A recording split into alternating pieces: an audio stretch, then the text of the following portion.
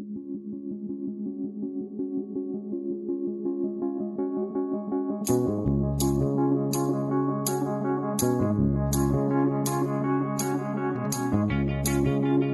guys, for today's video is magluluto tayo ng tinolang manok. So, yan yung mga ingredients.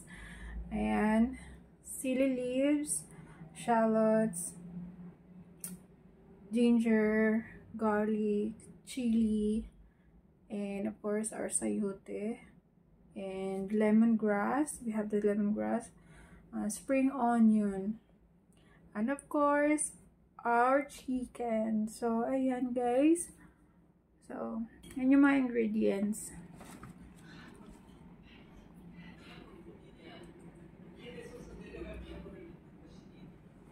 Ayan, kompleto tayo ng ingredients. So, wala tayong guys, wala tayong papaya. So, sayote yung ginamit natin.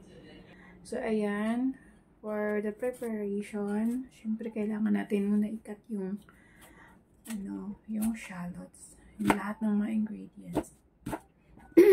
Lahat po ay i-prepare natin before tayo magluluto. So, ayan yung ating shallots, garlic. So, ayan, thank you pala kay Ate Arlene. Kasi akala ko kasi may yung tinulang manok may kamatis. So, wala pala siyang kamatis. Ito yung nilalagay pala yung garlic. So, parang pala yung naisip ko, yung tinulang isda. Yun yung may kamatis. So, ayan guys, naputol yung natin, yung voice over gawa sa biglang dumating yung amo ko. So, ayan. Yung naisip ko pala yung tinulang isda. So, wala palang kamatis. So, ayan. So, may nagtanong ako kay Ate Arlene, kaya yan yung sinabi niya sa akin. So, ayan, kailangan natin muna i-prepare lahat ng mga ingredients. So, meron tayong dyan, yung lemongrass. Madami akong nilagay na lemongrass. Guys, ang lemongrass is maganda sa ating katawan, and siya, sa mga high blood. Ayan, maganda to, pang remedy. And masarap to sa umaga. Gawin yung tea. O, diba? May nalalaman pa kayo. Gawin nyo siyang tea. Tapos, lagyan nyo siya ng ng honey. Sobrang sarap. And, minsan yung ginagawa ko. Sa mga high blood, masarap to. Gawing remedy. So, ayan yung sayote yung nilagay kasi wala nga papaya. And, wala rin akong malunggay. So, dahon ng sili yung ginamit natin. Masarap pa rin siya. In fairness. So, madami talagang option. Kung wala, maghanap ng ng pangpalit. Kumbaga, replacement. Char lang. Ayun nga, pwede tayo instead na yung original na tinulang manok. Yun talaga yung original na ingredients is yung papaya and malunggay, the best. And yung tanglad na fresh. Ito kasi yung fresh tong tanglad, tanglad. Fresh tong tanglad na to, pero na siya, parang dry na. So, hindi na siya fresh. Parang fresh na hindi na. Ano daw yun? So, ayan. Mahirap pag Ay, nako. Nagvo-voice over. Inaantok. So, nagki-craving kasi ako nito. Nagki-cravings. Madaming cravings. Matagal ko na tong gusto. Sunday pa. Sunday or Saturday. Saturday ko pa to gusto. Pero nagawa ko siya ng Monday.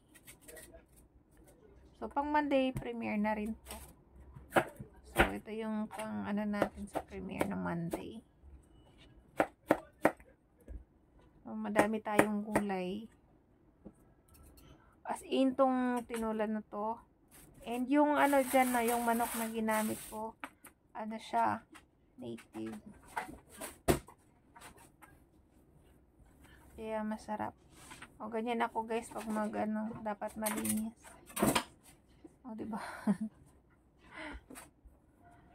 Dapat malinis yung paligid ng, ano, pinagtatrabahuan. So, ayan, ready na yung ating mga gulay. Ayan. Ready na sila. Yung dahon ng sili. Yan yung manok. So, yan lahat ng mga ingredients. Ayan, inulit ko pa. Para talaga hindi nyo makalimutan. So, magluto na tayo guys. So first, syempre, pinitin muna natin yung kawali. Ilagay yung ating mantika. Saute the ginger and shallot. Okay na siya. Pagkasin nyo, ano natin, pinailag yung garlic. Maganda dyan guys kasi sinama ko din yung ano, yung tanglad. So, sobrang bango niya. Ayan. Huwag na tayo maglagay ng madamihang mantika. Yung chicken natin. Ano na yan. Ayan. Diba? Nilagay ko yung head. Yung head. Ayan. Diba hindi, ano yan, ibang head ha. Hindi ibang ulo ng ano yan guys, yung tanglad or lemongrass. Ayan, ito ilagay natin muna yung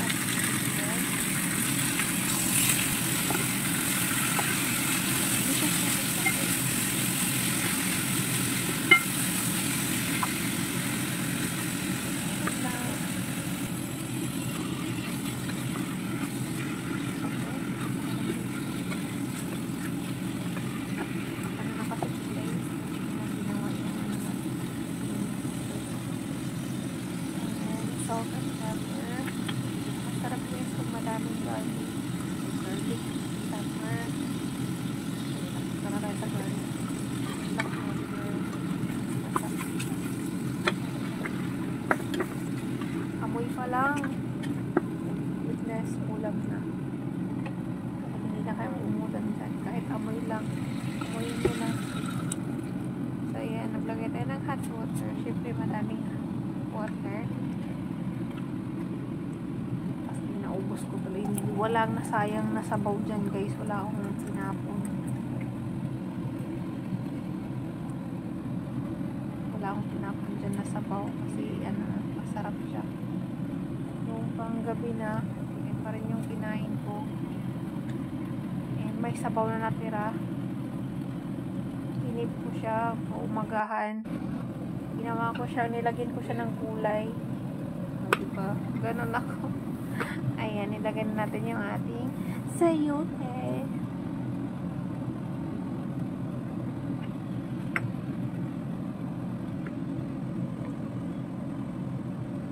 Masarap to guys.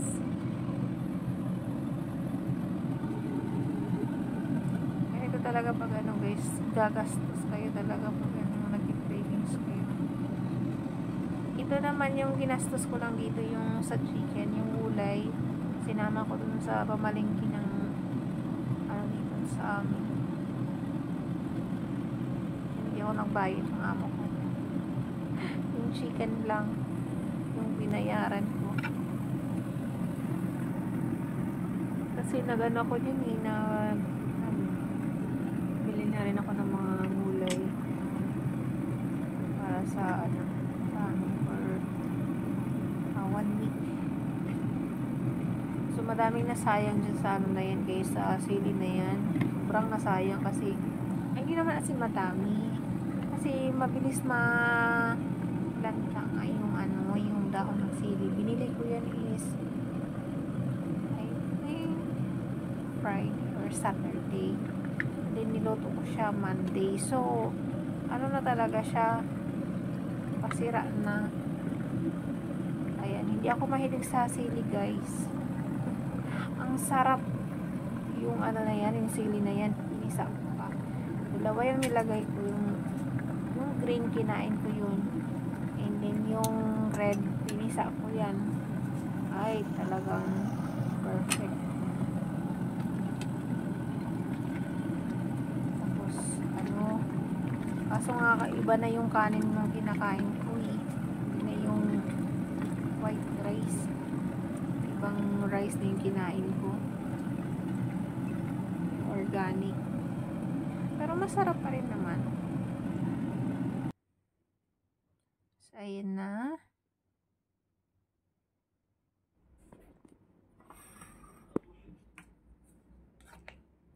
Ayan, luto na yung ating chicken, tinulang chicken guys.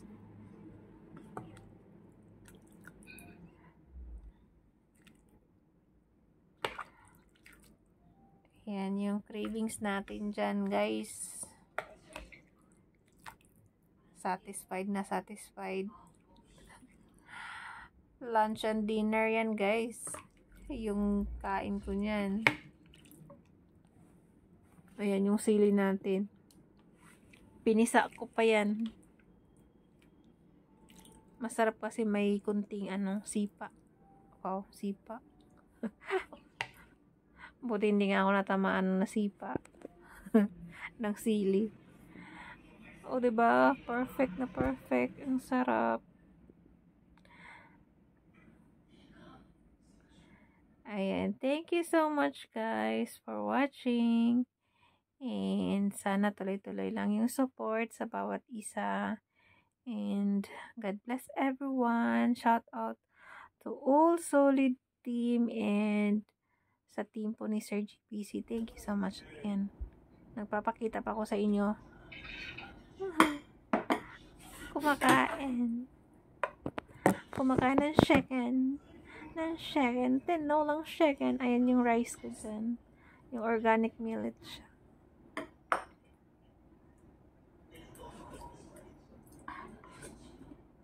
Ayan, sarap. Yummy. Walang diet dyan. Walang diet. Talagang satisfied ako dyan sa ko, niloto ko. Sarap. Wala, grabe, sobrang init. Ayan, thank you so much guys. Ate Arlene, thank you. Sa ati-ati ko, sa mga ati-ati ko dyan, alam niyo na yan, yung tatlo na yan.